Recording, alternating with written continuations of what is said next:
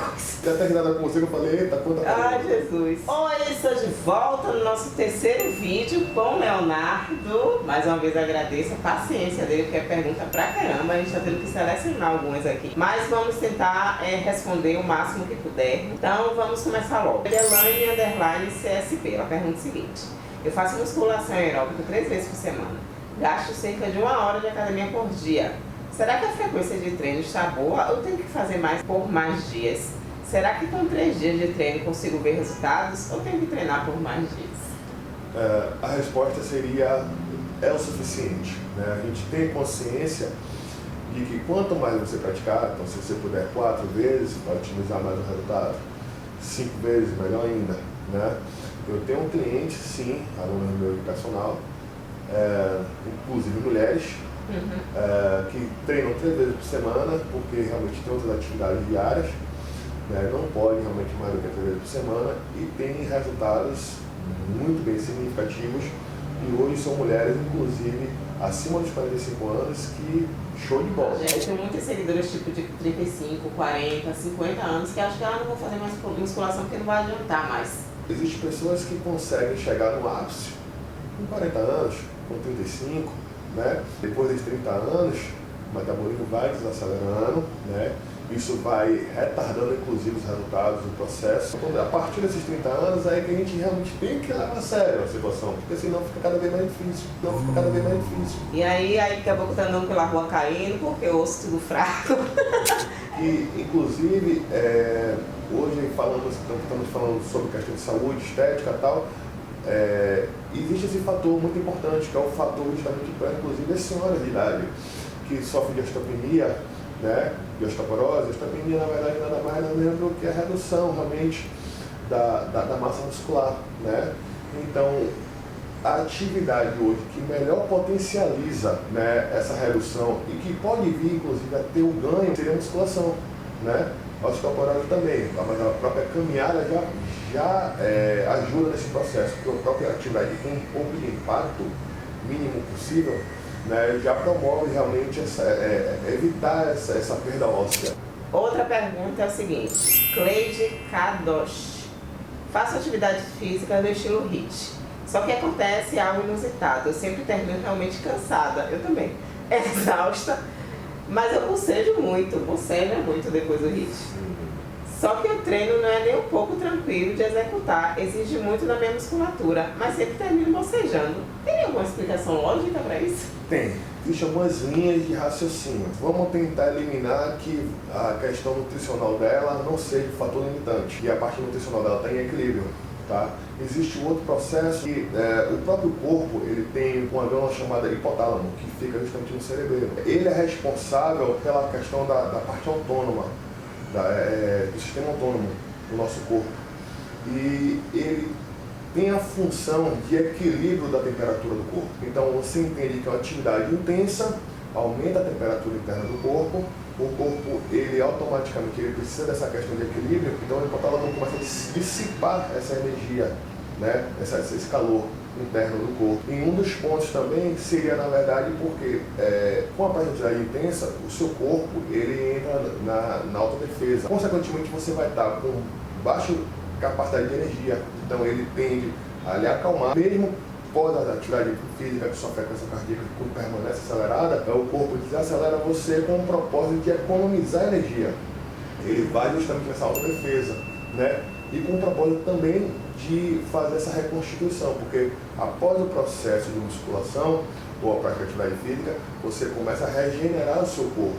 Então, para isso, ele precisa, na verdade, poupar energia para começar o processo de regeneração da estrutura do corpo, né? Então, na verdade, aquela sensação de exausto, de dormência, é uma defesa do corpo. Exatamente. Para desacelerar um pouquinho ele. Exatamente. Então, é normal. É normal. É normal.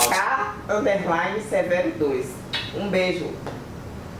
faz a seguinte pergunta: como perde barriga sem emagrecer e ganhando massa muscular? Como perde barriga sem emagrecer? Isso eu também quero saber. Provavelmente a pergunta quer dizer seria o seguinte: como é que ela faz para diminuir a circunferência da cintura sem perder peso e ganhando massa muscular? Exatamente. Deve ser nessa Acho que deve ser perder gordura e ganhar massa, Exatamente. né? Como já foi citado nos outros vídeos, existe na verdade a questão do equilíbrio calórico, consumo calórico e o gasto de energia.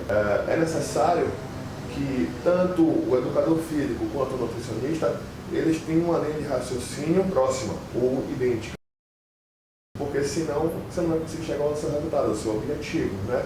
Porque se o nutricionista está naquela fase de que enche você de refeição e o seu personal ou o seu professor na casa da academia estão trabalhando antagônico, não vai funcionar. Inclusive, tem uma questão que é muitas vezes eu vejo colocando nas redes sociais, sobre a questão de que exercício abdominal deixa a cintura larga ou coisas parecidas, né? Principalmente as mulheres, tanto pega a cintura, exatamente, né? Nas mulheres e tal. Realmente, existem exercícios que deixam essa parte da lateral da musculatura com um pouco mais de hipertrofia. Consequentemente, você vai perder aquela curvatura, que ela é formada, inclusive, por causa desse pouquinho percentual de gordura que existe nessa região. Gente, pela primeira vez, ter gordura tem seu lado positivo para as mulheres. Porque é o que esculpe também o corpo. Senão, se você for extremamente sarado, hipertrofiado, no caso da mulher também, você vai perder essas linhas, realmente. Né? Como os seios também são glândulas mamárias à base de gordura. Quanto menor o percentual de gordura, menor o seio vai se tornando, vai reduzindo, né? E também a questão do consumo calórico, que é interessante que o nutricionista faça um equilíbrio em que o indivíduo, no caso ela, consiga reduzir o percentual de gordura dela, mas ao mesmo tempo ela consiga ganhar proporcionalmente esse percentual de massa magra. Ana Ponto Pacheco, beijo minha gata. Ela pergunta o seguinte: qual é o horário para praticar exercício físico? Posso praticar exercícios em jejum? Não pratico. Ele vai explicar. A questão de qual o melhor horário para praticar atividade física é bastante individual. Seu corpo ele pode responder nas primeiras horas melhor, como ao longo da tarde ou já no final da noite. Meu caso, ele responde melhor do horário de 10 horas a 4 horas da tarde. É nesse momento aí que eu tenho o maior pico de resposta. Você explica isso, né? Fisiologicamente, o seu corpo ele tende a uma tendência referente a isso. Existem pessoas que conseguem acordar dispostas, e tem pessoas que têm uma ótima qualidade de sono, inclusive, e tem pessoas que não têm essa qualidade de sono positiva e que precisam de um tempo para poder justamente essa máquina começar a trabalhar no vapor, né? Sobre a questão da prática da atividade física em jejum, existe aí também uma divergência, uma polêmica causada por conta disso. E a gente concorda, tanto os nutricionistas quanto o educador físico, é que a prática em jejum de musculação, esqueça. Né? A gente precisa realmente de aporte energético suficiente para poder conseguir estressar a musculatura o máximo possível. A gente leva nosso corpo ao limite. Então a gente precisa realmente de nutrientes suficientes para poder promover isso. Né? E no caso da parte da atividade aeróbica, existem métodos utilizados como o cardio em jejum, que é o chamado AEJ, né? O aeróbico em jejum. Inclusive eu sou adepto, mas para isso é necessário também um acompanhamento nutricional para que simplesmente você, no momento que você esteja fazendo esse aeróbico em jejum, você não venha a também perder a massa muscular. Para isso é necessário que o nutricionista ele utilize de artifícios, né, nutricional, suplementar, que evite com que você, na verdade, venha a ter essa redução da massa muscular. Porque o foco principal para quem está praticando é a redução do percentual de gordura. Né? E isso daí tem que ser bastante minucioso, ali mensurado. Tem que avaliar, se observar, pedir uma ajuda, uma orientação profissional para você avaliar qual é o seu caso especificamente. Cris Estelle Machado, acho que é esse. Um beijo, Cris, vou chamar só de Cris. Quais os melhores exercícios para quem sofre da coluna? É possível fazer musculação de braços e peitos sem afetar a coluna? Obrigada. Vou responder a segunda, que é mais fácil. Se existem atividades que ela pode efetuar na parte superior, inclusive a parte inferior também, né, por conta de problema de coluna, sim. Cada caso é um caso, cada patologia requer uma restrição, né? Mas existem exercícios como, por exemplo, que você fique sentado que não vá movimentar a sua região da coluna, sua região lombar, torácica e cervical, em que são movimentos dos braços, que não existe a compressão de cima para baixo nas vértebras, né? Então, esses exercícios, que são os aparelhos que acabam guiando o movimento, acaba, na verdade, para aquele indivíduo que não tem experiência no treino, a gente acaba utilizando ele, né, como uma forma educativa, para depois deixar o indivíduo um pouco mais solto, porque é interessante sim, por exemplo, no caso do indivíduo que tem uma hernia de disco, sabe que quando o indivíduo tem uma hernia de disco, por exemplo, lombar, quanto mais fortalecida a região do abdômen e da lombar dele, menor a compressão axial, que é de cima para baixo. Tá? Então, se você fortalece essa região ao redor das vértebras, consequentemente diminui essa pressão. A musculatura suporta o peso do corpo, então diminui essa compressão. Então é interessante, inclusive, na verdade é indicado. Agora a questão é exercícios específicos para isso. E orientados, viu, gente? Nada de ficar procurando na internet como fazer exercício para não afetar a coluna, pelo amor de Deus. Tem coisas que realmente não dá para fazer. A Silvana Ima pergunta o seguinte: um beijo, Sil. É possível ficar com os músculos visíveis e mais volumosos fazendo exercícios em casa ou ao ar livre, os funcionais, apenas com o peso do próprio corpo, sem ter que pagar uma academia? Vou também abrir complementar a pergunta. Por exemplo, tem muitos exercícios funcionais na praia.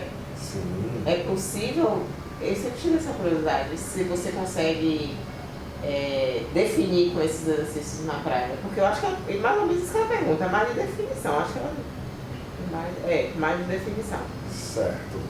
Vamos lá. Essa questão da prática da atividade em casa, como já foi citado anteriormente em outros vídeos, sim, é possível sim. É necessário casar a alimentação com a prática de atividade. É possível? Existe o fator platô, por conta que a gente não vai ter muita variação. Né?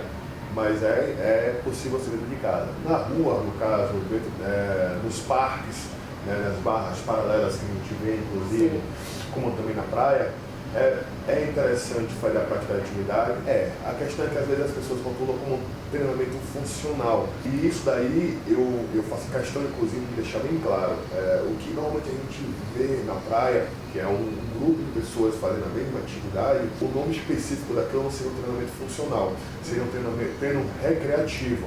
É um treino lúdico, divertido, tá? Que promove o gasto calórico e que realmente as pessoas conseguem sim obter o resultado de perda de gordura e definição muscular. O treinamento funcional com uma funcionabilidade. Então, é um indivíduo que, vamos supor, policial militar, tá, que precisa estar na rua. Então, aquele indivíduo você precisa fazer a atividade dele de salto, de subidas, porque ele vai utilizar aquele tipo de atividade ao longo do dia dele. Mas um médico, por exemplo, que ele vai, um cirurgião, ele vai trabalhar muito tempo com isometria em pé fazendo cirurgia, por que você vai colocar o indivíduo para poder dar saltitos? Entendi. Então, na verdade, a atividade funcional é muito ligado para a sua necessidade. Então, se você é um médico, você vai desenvolver atividades para potencializar a atividade dele enquanto médico. Exatamente. Gente, olha só, eu não sabia disso. O que a gente vê muito nas ruas são atividades recreativas, né, lúdicas, e que promovem sim o gasto calórico. Tem como consequência a hipertrofia, não é o fator principal. A hipertrofia nada mais nada menos do que o crescimento, no caso da hipertrofia muscular, é o crescimento da massa muscular, né? Não é tido como uma prioridade, mas acontece como consequência. É uma das consequências que ocorre com a prática da atividade física. Mas o foco principal dessas atividades é o gasto calórico e o condicionamento físico. E aí a definição vem como cortesia, vem como brinde. Entendi, interessante, eu não sabia disso. A Cria Souza, um beijo, amor. Qual o melhor tipo de atividade física para reduzir gordura e ganhar massa? Cada massa magra, como já foi citado, o exercício que tem maior potencial é a musculação. Né? Não tem escapatória, é a musculação mesmo. E é mais rápido, né? Também. Exatamente.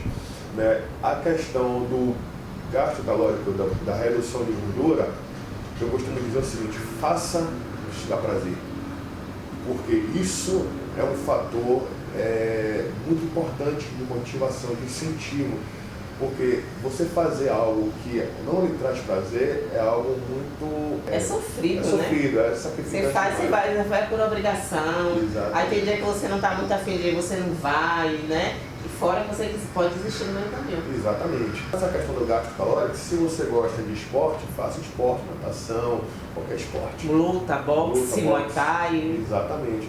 Se você gosta de atividade ao ar livre, procura esses locais onde tem atividade recreativa na praia, nas praças. Se você gosta de um treino que quer otimizar seu gasto calórico e também melhorar sua qualidade de vida funcional no seu trabalho, procura atividade física funcional. O interessante é que você procure algo que te dá prazer. Gente, tem muitas perguntas repetidas aqui. A gente vai fechar esse vídeo, que já estamos ali com 15 minutos, foram os 7 minutos que a gente já gravou. Aí eu não quero cortar quase nada do que o Leonardo falar aqui. Enfim, vou ter que cortar porque vocês não vão assistir um vídeo de 30 minutos, você conhece meu gado. Então vamos encerrar mais esse bloco e a gente vai gravar mais um outro vídeo com as outras perguntas que restaram aqui. Então fiquem ligados aqui no canal, que a gente vai soltar os próximos vídeos em breve. Tá bom? Um beijo. Cuide-se e a gente se vê daqui a pouco.